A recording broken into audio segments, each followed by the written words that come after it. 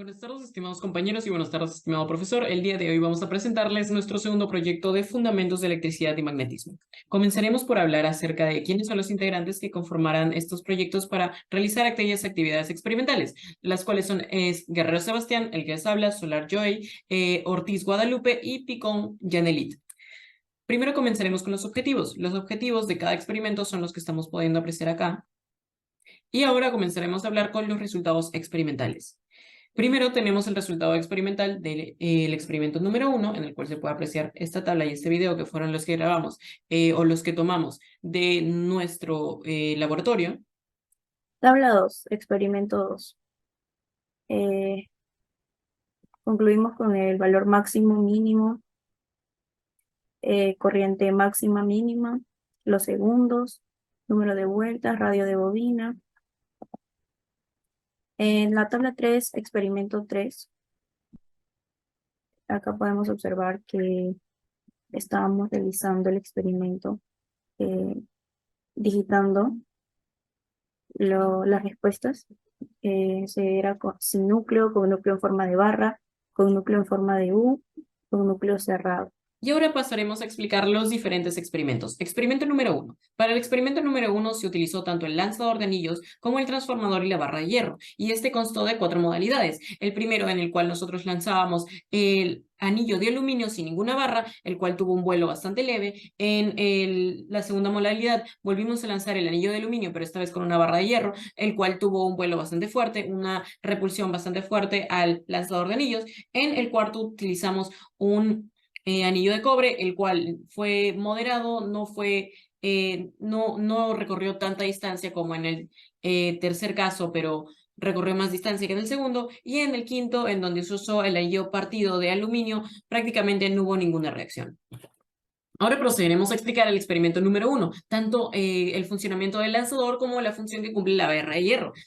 Primero, la bobina dentro del lanzador producirá un campo magnético provocado por la corriente que, al estar conectada a una fuente de corriente alterna, será un campo variable, la cual se sumará al campo magnético que producirá la barra de hierro al esta ser un material ferromagnético, magnetizándose a la misma dirección vectorial que el campo de la bobina. Al este ser un campo no uniforme, afectará el flujo que pasa por el anillo, provocando un campo magnético inducido que actuará como un imán que producirá una fuerza de repulsión que lanzará el anillo.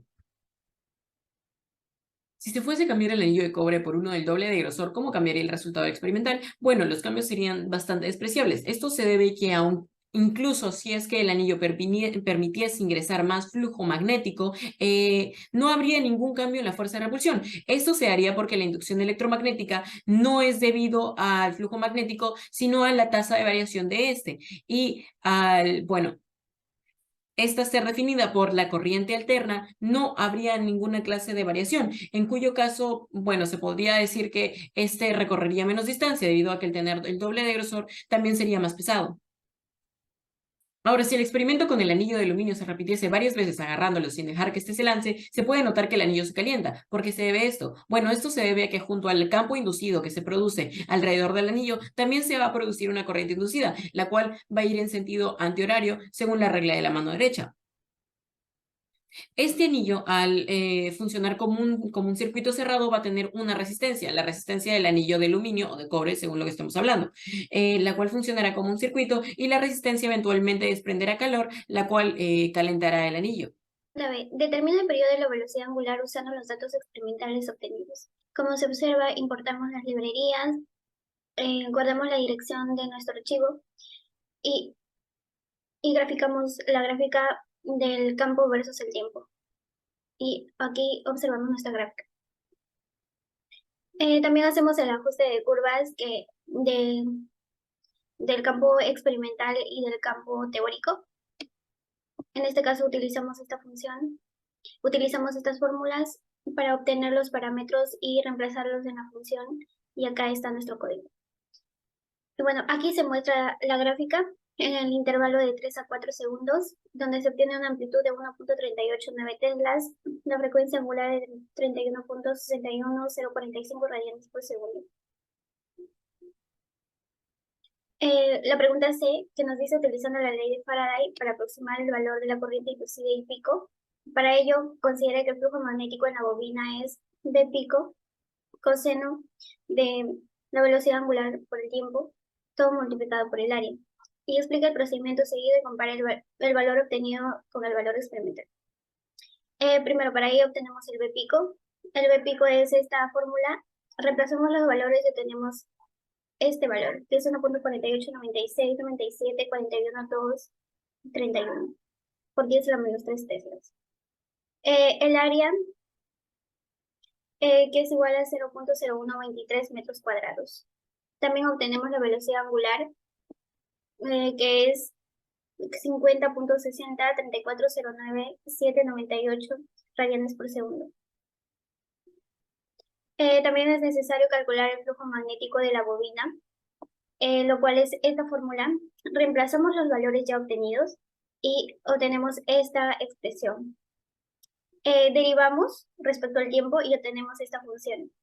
Con la ley de Lenz, esta ley nos dice que la F inducida es igual al número de espiras por la derivada del flujo magnético. Reemplazamos los valores y obtenemos esta función. Para la corriente y pico utilizamos la ley de Ohm, la relación, y reemplazamos los valores, dividimos entre la resistencia y obtenemos este I pico teórico, que es 84.90 30 6209 por 10 a la menos 3 amperes.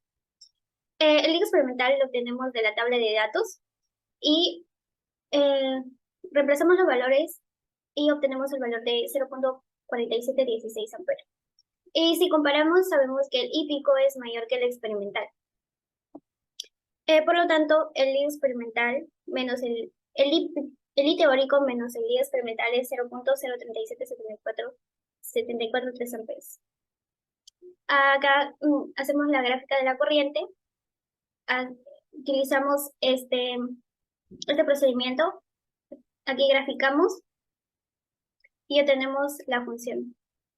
Donde la función de color naranja nos muestra la gráfica de los datos teóricos y la gráfica de color azul nos muestra los gráficos de los datos experimentales. Un transformador tiene dos partes básicamente, que son las bobinas y el núcleo. Dentro de las bobinas pueden ser de 2 hasta 3. Y los transformadores se usan para cambiar la energía, ¿no? Ya sea el voltaje o la corriente. Pero en ambas bobinas la potencia va a seguir siendo igual. Empezamos con el cuestionario del cual nos dice, ¿con cuál configuración del núcleo se tuvieron mejores resultados? En este caso fue con un núcleo cerrado, ya que al usar un núcleo cerrado, el flujo se encierra dentro del núcleo, ¿no? Y no se disipa en el ambiente como pasa con un núcleo de barra o un núcleo en forma de U.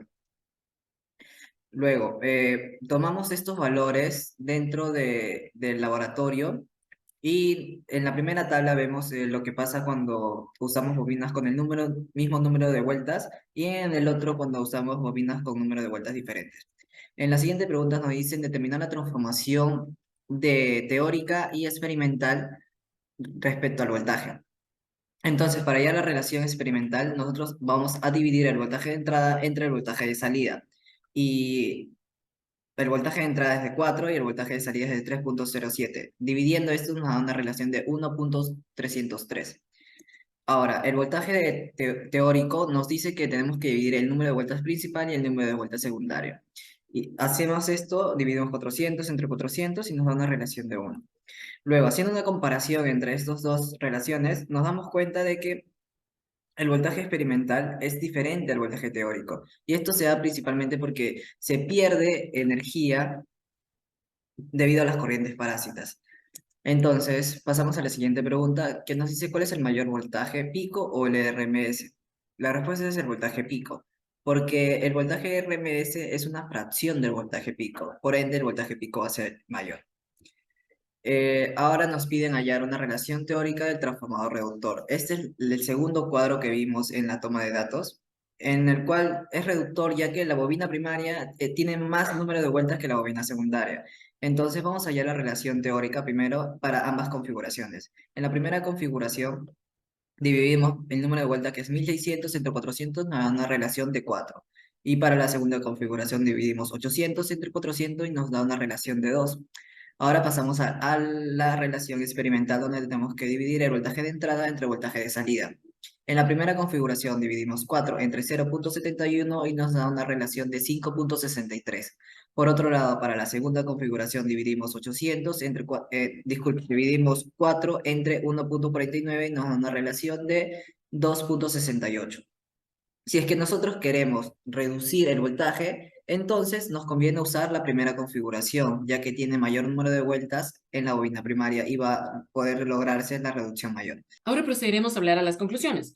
En el experimento 1 se concluye que a través de la experimentación y el uso de diversas configuraciones, sí logramos deducir el comportamiento del lanzador de anillos, apreciando cómo cada una de las partes interactúan entre sí, produciendo diversos resultados, siendo que la mayor variación del experimento es la variación en la fuerza de la repulsión que la bobina produce en el campo inducido. Ahora, en el segundo caso, logramos explicar también los resultados obtenidos en la experimentación con los principios y fundamentos teóricos y matemáticos estudiados previamente en clase.